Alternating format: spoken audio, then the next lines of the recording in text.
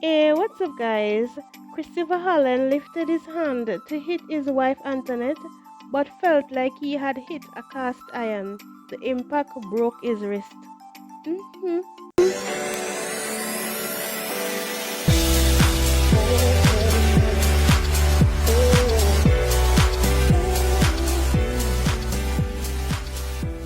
Christopher said, and I quote, "That was the last time I lifted my hand to hit my wife. Following that incident, we started therapy, which led to us giving our lives to the Lord." End quote.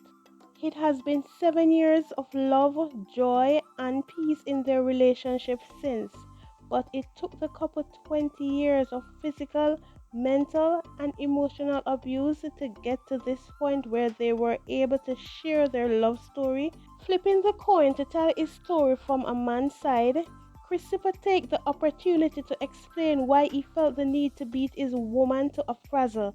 His abusive behavior lasted 20 of the 27 years they had been together as man and wife. Christopher said, and I quote, "I have made a lot of mistakes, but you live and you learn.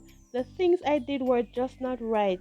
But the man thing is, when you seek God, you see things differently." Looking back, Christopher said he was ignorant, and the Bible says lack of knowledge will make my people perish. I was perishing from the lack of knowledge. I did some things that were not right in the sight of God. End quote. Some of the unspoken things Antoinette went through with her husband may have been forgotten, but what he remembers clearly include verbal and physical abuse.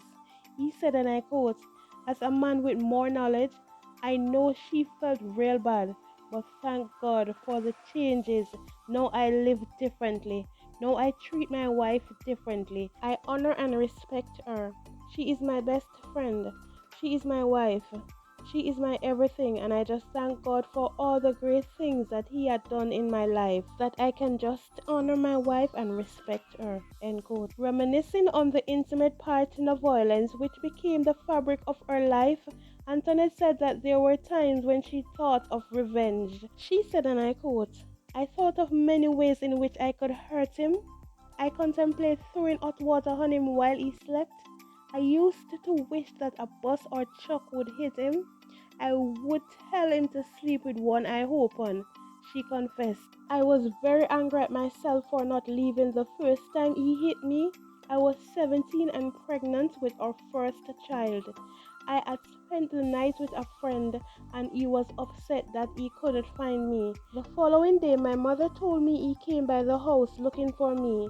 When I eventually saw him, he punched me in my eye. That was when the abuse first started." Antoinette said the beatings stemmed from Christopher's jealousy over who she spent time with. She had to hide in order to spend time with friends because he would always assume she was cheating.